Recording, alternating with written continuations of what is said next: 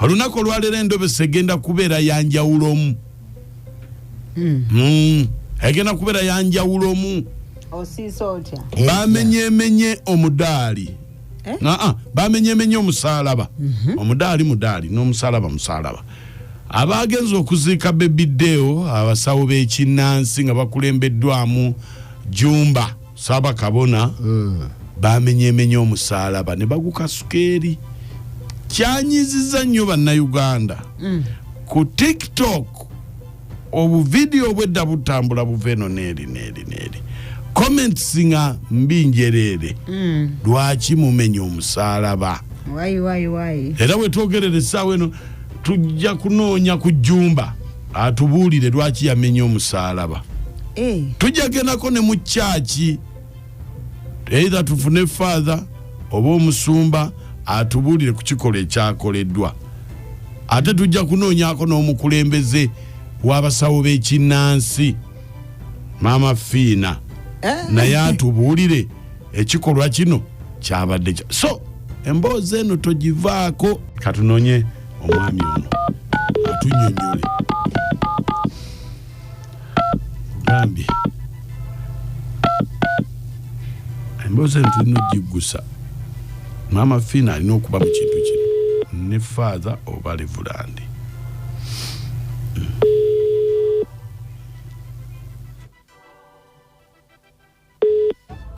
Wangi sebo. Jebale sebo. Kale taata nawe jebale sebo. Naye mwami Jumba nze bampita Mukunja. Mukunja nkuwulidde bulungi. Naye bulungi taata. Tuli banyiivu nnyo. Ate kyekikunyiza jjajja Mukunja. No. Kyekikunyiza. Noddira. N'olagira ne bamenyaamenya omusalaba. Salagidde nze nagumenye. Nze nagugyeko nengumenya. Wabula nabadde ngumenye yambadde okumpi n'agunzijjako nga Sabakabona n'agumaliriza.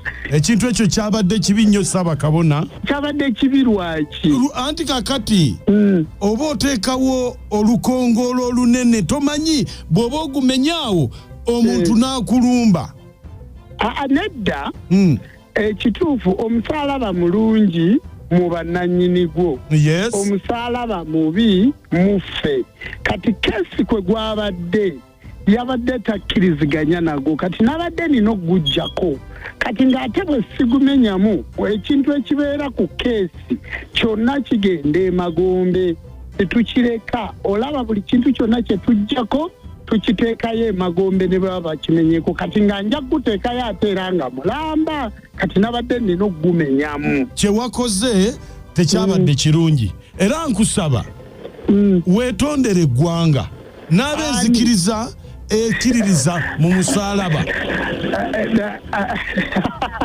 Naawe weesekeredde mukulu Mukunja. Ate neesekeredde.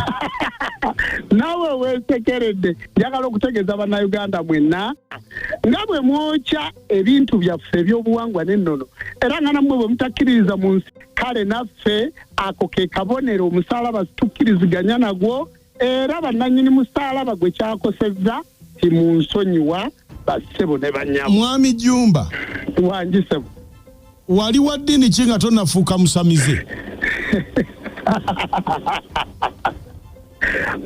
Sebo wabuwangwa na nono. Ati yes nkitegedde. Nayinako erinnya erya Isimayiri sebo. Nayinako erinnya erya Isimayiri nali musiraamu ate n'ewaffe abakatuliki gye bali.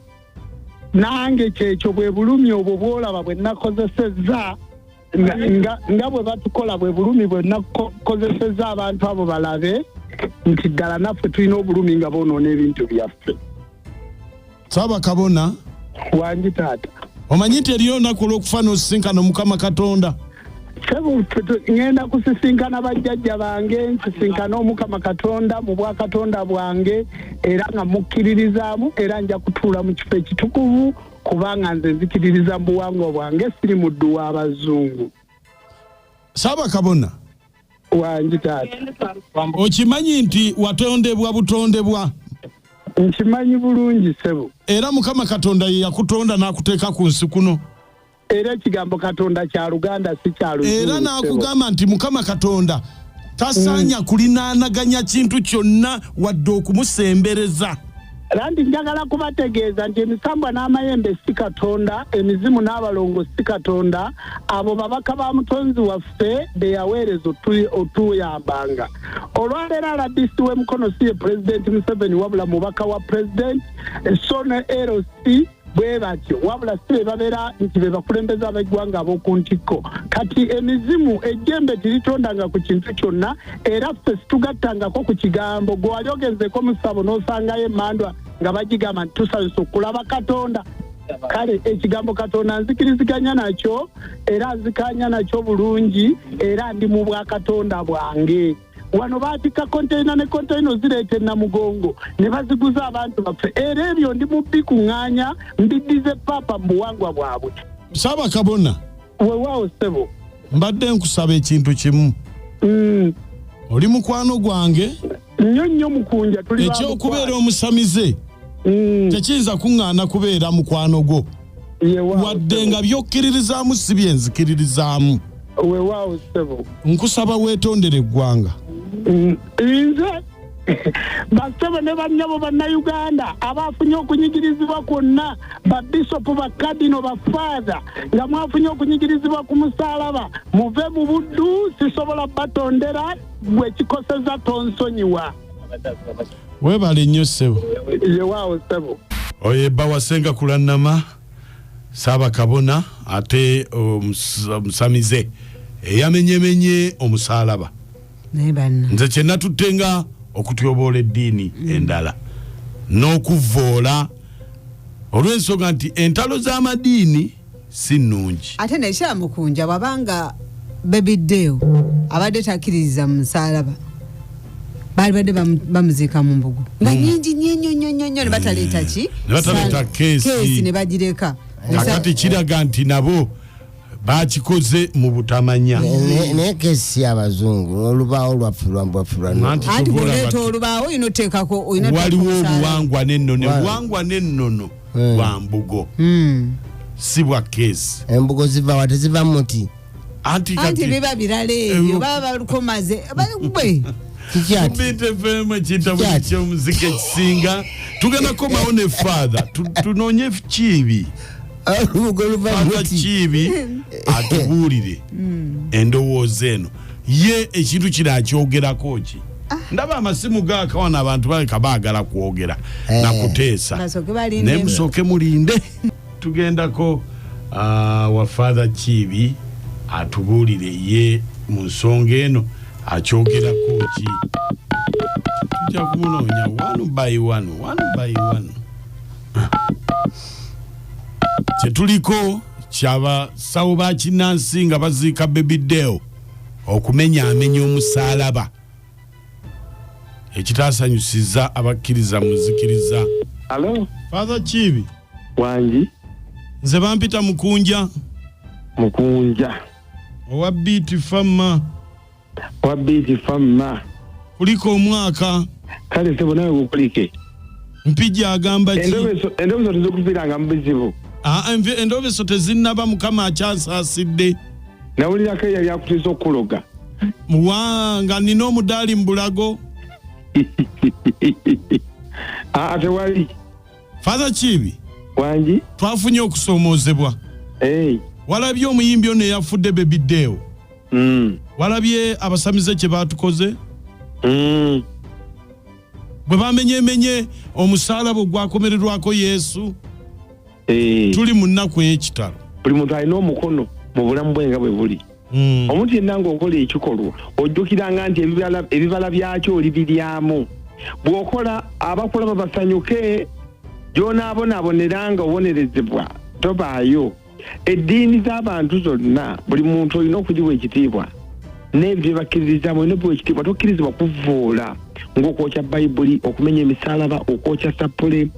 Bwe byokkiriza oyo omuvubuka oyo alina kubanga yali Mukatoliki.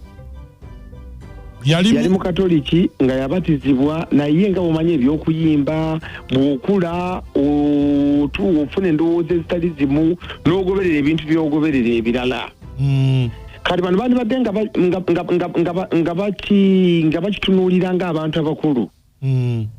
kati tokkirizibwa kugamba kati omwana yabadde mu bibiri waliwo eddiini eyo gyaba yayingira oba gyaba yagoberera ng'akuze naye ate alinamu n'ey'abakadde be kati gwe ng'omuntu omukulu eddiini y'abakadde be togivoola ebyo birekanga bwe biri n'otabivoola n'obireka omuntu yenna akola ekintu ng'ekyo obwongo bwe bubeera bufunda kugamba bubeera bufunda bwe baba baakula omuwawa omuntu yenna bw'okwatira n'omenya omusaalaba kugamba n'oswaza nti ate abantu bangi abagoberera omusaalaba kati abantu bonabona baba bakikoze jamuleetera afaanana ng'ekikolwa kye manyi oli yagamba ntera okuvuga ngenda e Kampala osanga ababooda ne bakuwemula naye ogenda omulaba naye ng'afaanana ng'ekiwemulo oba ng'akifaanana ekintu kyakuwemudde ng'otuma omutwe gwe naye ng'egyabangadde ku boodabooda era ng'afaanana ng'ekiwemulo n'abo abaakoze ekyo bafaanana ebikolwa byabwe balinda katonda gwe tokkiririzaamu musaalaba ababonereze naye banaako ne babonabona oba ne bafuna ebikolobero oba ne bafuna ebibonerezo tebanenyanga bantu bagumanga obuswandi bwa katonda. Faaza Kiibi wangi bubaka ki bw'oweereza abakkiririza mu nzikiriza y'omusaalaba abayisiddwa obubi?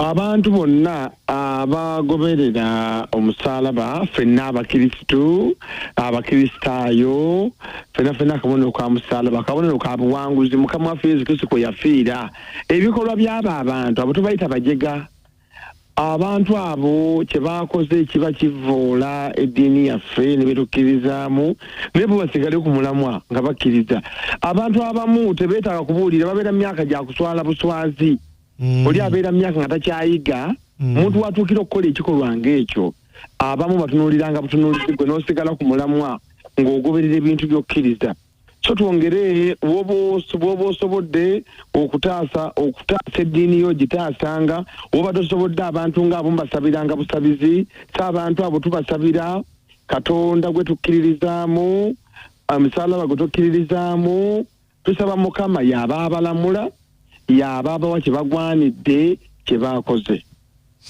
Faaza Kiibi wangi omuntu akyusakyusa eddiini omulaba otya?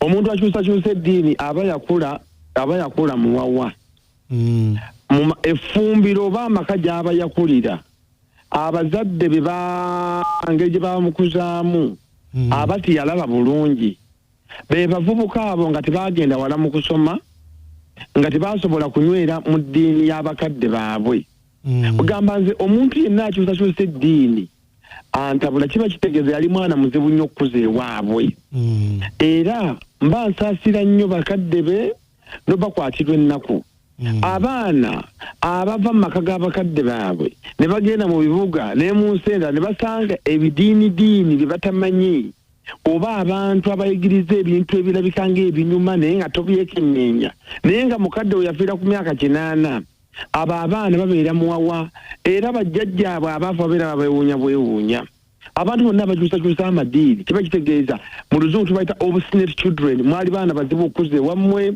nova mu ddiini ya mukadde wo nova mu ddiini ya kitaawo nze abantu bagamba bulijjo tokkirizanga eddiini ya mukadde okufiira mu ngalo obeera traitor tuba ffe nga bajjajjaabo tuba tukunenya omusango gwa treason ogamba obeera otuliddemu olukwe eddiini kalinga kati kalire edda abaana mpolema baddukanga lire akati n'okakwasa omulala mukadde wakwasanga akati olina okwongerayo naye n'okakwasa omwana wo ddiini neegenda bugenzi maaso so mwenna abatuuka eno mu bibuga n'ova mu byalo n'oyingira amadiini g'otategeera ate ng'empaka ze nnyingi ennyo jjukira nti bw'onaabanga otuusa emyaka egy'obukulu ky'okoze bakadde bo n'abaana bo bali kikola bwe kiro bwe kibeera buli muntu yenna anywerere mu ddiini ye nywera amadiini tusinza katonda y'omu omuntu wakuyigiriza ebintu ebinyuma naye nga tobitegeera tomala gagoberera musigale nga munywera ku madiini k'abakadde bammwe musobole okugenda mu maaso kubanga abantu amakanisa gazze mangi nnyo naye ngenda neŋŋamba kanisa webanga yameruse wano empigi wembeera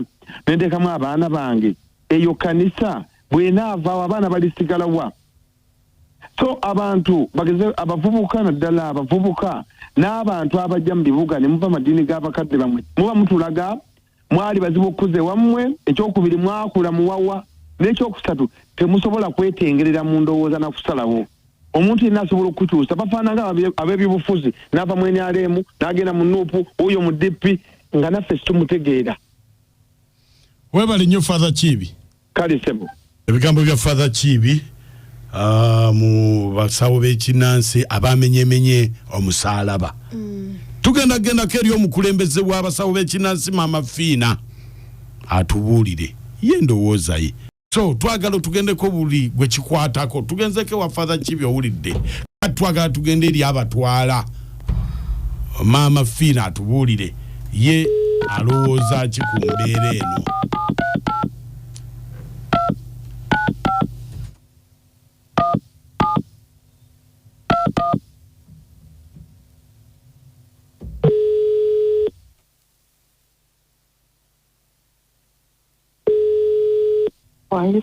Waliwo ekintu kye tusaba otulungamyemu. Omwana ono bebiddewo yafudde wamulabye? Namulabye so. Yabadde akkiririza mu nzikiriza ya buwangwa. Eso. Nga gwakulira abasawo ab'ekinnansi. Mwagudde ku musalaba gwaffe gw'Abakatuliki ne mugumenyaamenya ne mugukasuka eri. Tuli mu maziga tukaaba ku mitima. Tulungamyamu ekyo kyatandise ddi mu buwangwa bw'enzikiriza gye kiri okuvoola. Ekyo si kituufu era ntuuse okwetondera Eklezia ya Uganda nti tusaba ekisonyiwo kubanga kibi nnyo kibi ddala. Ne bwankubadde okkiririza mu nzikirizayo tokkirizibwa kutyoboola ya mulala. Tumanyikiddwa nti naffe tulina enzikiriza yaffe ng'abasamize naye ate tuwa ekitiibwa ab'amadiini amalala kubanga osooka kufuna ddiini eyo n'oyokuyingira mu nzikiriza endala gy'oba oyingiddemu kubanga ddeewo abadde erinnya lye ery'ekikatoliki nti yeddeewo. Kitegeeza singa yali ayagadde okuva mu bukatoliki yandyetuumye amannya amalala ag'ekika ne yejjako erya Katonda oba ery'eddiini lyonna erimuyitibwa. Naye wakati w'okubeerawo ndowooza omuntu asobola okukola ekintu ekikyamu mu budde obukyamu okiwulira. So sijja kugamba nti kye twakoze kyabadde kirungi naye kyabadde kibi nga kyabadde kimenya mateeka okukwata akabonero k'omusalaba okakwata okamenye ng'ate okimanyi nti omuntu gw'ogenze ne maka w'ogenze maka ga ddiini bakitegeeza gabaddemu eddiini naye tetulina ngeri ki gye tuyinza kubannyonnyola nti tulina engeri gye tukwataganamu nammwe ku kye twakoze naye ebyo bigenze bibeerawo ndowooza bigenze bibaawo naye tujja kwetereza nga ffe abali mu nnono. Abantu nga gwakulira abasawo ab'ekinnansi sijja bayita basamize ofunamuuko ku time n'obasomesa. So ebyo tubisomesa Monday up to Monday mbisomesa nnyo ne mbeera ku TV ne mbeera ku radio ne wembeera mbagamba nti museewo enkolagana yammwe wakati wammwe ne Katonda nti byonna tubikola ku nsi kuno. Maama Fiina ndi mukugu ndi mumanyi nina emisambwa nina ki naye wakati olunaku Katonda lwanzijamu omukka sigambye olunaku lubaye lwanzijamu omukka Katonda lwananzijamu omukka kitegeeza nti Katonda ali ku ntikko teri amuvuganya yenna teri amwenkana yenna kubanga tewali musamize yali atonze kutu kwa muntu oba maaso oba magulu oba ki. Katonda yatonda omuntu n'amuteeka mu kifaananyi kye. Kitegeeza eyo ka respect gye tumuwa kwe kuteekawo enkolagana nti ne bye tusinza lubaale gwe tusinza emisamba gye tusinza Katonda yamanyi lwaki yabitonda n'abiteeka mu nsi ate era Katonda yamanyi naffe bye tukkiririzaamu lwaki tukyaliwo. Katonda yatuwa obulamu obwo era ne bwogenda wa musamize twalina ng'omusajja gw'ozaalibwa bukunjo manyiyo baali bamuyita bwaddene ku kkuba we yalina emmotoka eya kyenvu nga akuloga ssaawa 5 ku 10 ng'oli mufu naye bw'wagendangayo yakugamba nti Katonda bw'anaabakkiriza kitegeeza nti Katonda ye dipo asemberayo ddala. Ne wojja Maama Fiina ng'ogenze kuluga musajja oyagala bugagga oyagala ki nkugamba nti teekawo enkolaganayo ne Katonda nti kino kyenkola nakisangawo lubaalo no gwenkola olwa n'emisambwa nagisangawo simanyi lwaki gyatondebwa naye Katonda yagitonda sinze muntu nti nze yagitonda kati oba tusaddeewo nkolaganayo na Katonda kitegeeza obusawo bwonna bubeera bwa kifere tebubeera butuufu. Lwaki nze nzija mu nju yo nga mulimu Bayibuli ne ngikwata njokye ng'ate nzize kusawula nega nti Bayibuli eno yekuleetera ebizibu. Maama Fiina wangi okkiririza mu nzikiriza ey'obuwangwa wali oyambyeko okuzimba ekkanisa oba omuzikiti? Kati nze okuyamba ekkanisa oba okuzimba omuzikiti nakagula emizikiti 6 mu Kampala wokka. Nakwata ekkanisa y'ewaffe Kereziya y'ewaffe St. Peters nembawo ettaka eka 10 kwetudde nenkwata Kereziya nengizimba nengimala. Kereziya zenzimbye sisobola zibala n'ekkanisa z'abalokole mu Ensonze sisobola zibala. Gwe kati mwemuzimanyi mu ggwanga muwulira nti yagenze wa Bugembe yagenze wa Bundi yagenze wa Gundi.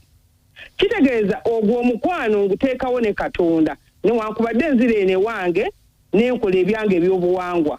Okiraba nze sikiriza muntu agamba nti Katonda taliiyo kubanga bw'omenya ekintu kya Katonda kitegeeza omenya endagaano ya Katonda ekitasoboka. Kubanga tukikiriza tukigaane nti olwaleero ddeewo bw'abanga lubaala badde amuwadde obulamu what about lwaki yafudde. Katonda yakedde bukezi ku makya n'agamba nti ddeewo nkwagala eno oba ebirungi byokoze mu nsi yo tebabisiimye jangu obikolere mu ggulu. Kati ogenda muggundako ate omuliro mu ggulu kuba ffenna tumanyi nti Katonda gy'ali era bwe tufa emyoyo gyaffe gigenda mu ggulu. Kati kyobola nti Maama Fiina lwaki akuumye omutindo nti nteekawo enkolagana yange ne Katonda sigijjaawo era ne bw'oba ozze ewange oba toyina Katonda ewange tojja. Soka osabe Katonda ogaiti Katonda ebizibu bye nnina ennaku gye nnina okubonaabona kwe nnina kaŋŋende Maama Fiina nsaba bikomaawo. Naye bw'oba toyina Katonda mu mutima kitegeeza n'ebyokola byonna bibeera bifu bibeera bya kifere. Maama Fiina n'alyetaaza okuggyako ebulenga. Essebo twongere okwogera ku nsonga eno. Essebo obadde oyagala kujjayo ddi? Anti simanyi ddi lw'obeerayo. Anti nzijanjaba lwa Sande lwokka mu wiiki lwezijanjaba abantu tutandika obbakolako saa 11 ez'okumakya mpaka wenkooyera n'ennyinyuka. Weebale nnyo Maama Fiina. Essebo Maama Fiina Yetonze ate okuba kwita kulwaba sawo b'ekinnansi n'eri Abanayuganda agambye mutusonyiwe bafukamidde okuvoola si kirungi naye mu nsobi mwe tuyigira. Waliwo ensobi ezeetaaga okukuba omuntu kibooko naye omwana si omuntu omukulu omwana n'omukubamuko. Olaba buli lunaku tuba tuyiga buli lunaku luba lwakuyiga era omuntu agula amatu gayige aba ayize. Kakati byonna ebyogedde olwaleero ku nsobi eyakoleddwa nsuubira okuba nti obubaka buno ate yagikoze agambye temunsonyiwa. Waliwo okwekaza n'okwekangabiriza. Kati okwekangabiriza kineneko ku kwekaza wekangabiriza. Abanaateesa mwenna tubeere ku mulamwa nakati abeera ku mulamwa wali kugwa kataka. Omulamwa gwe kwendi ngenza okulanga nguvaako. Tonnaba guvaako kati ate okwega nteeka ku nninga ntera oguvaako. Mulamwa gwakumenya mudaali. Ekisooka kya byonna abakulu abakoze ekikolwa ng'ekyo kikya 100%. Nzikanya ne Maama Fiina omusawo w'ekinnansi asobola okukulembera abantu bonna nga assa mu Katonda we ekitiibwa nja kukkaanya ne Maama Fiina. Era Maama Fiina akkiriza ntugaane singa mukunja weewaawo era mukunja we bali kukola mulimo. Maama Fiina takibeera nnyo ku gulawundi kati yagira ku TikTok ng'ate abantu b'owansi abali ku gulawundi eno gye tubeera abanaku abasinga okuwuliza obungi tebalina social media Maama Fiina. Komawo ku marediyo ga biiti otandikoddemu osomese abantu basobole okumanya obuvunaanyizibwa abo nga gwakulembera abasawo. Omuntu okudda ku nzikiriza y'omulala ojjukira omu bwana Mukunja yayokya Bayibuli era walaba olutalo lwaliwo. Kati bano bazze ku musalaba bagumenyeemenye balowooza nti enzikiriza ebyo byonna ebyobuwangwa bibeddewo oluvannyuma twasooka kuzaalibwa mu madiini agaasookawo aga Bayibuli. N'olwekyo tugamba nti obutakkaanywa abakulu abe baakoze baveyo beetonde basajjamwe mu beetonde taagala tugize tugaane nti Katonda ye w'amaanyi mu byonna kuba Katonda bw'asalawo ffe leero bebidewo bwe yali abasamize twategerayo mwatula mugambe ndi kati kitu temwasobola kumulagula naye Katonda yamulagula mu mbeera ze namuga nti lunaku lwe luno bamwe abasamize kimuna naku na lumule mwongerayo mweyise nga Maama Fiina musobole okubamu empisa n'obuntu bulamu abantu bajja kwongera okutambula nammwe n'okubaagala mwegwa gwanga Seremba naye mbabulire bamikwano abantu abo nze ngamba baba basiru n'essimu ayitirira babalabe ate balowooza nti abantu be bajagalira ne baseka ne bakola kintu baba bawana baba basunga basunge bantu butategeera na kutwalira busiru kungulu okitegeera omuntu waddembe okukkiriza mu nzikiriza gy'akkirizaamu naye ate si waddembe kuvuula nze kyovola kyaki zino ezivoola siziyingiramu saagala muntu avumirira ddiini ya mulala basiru busiru naawe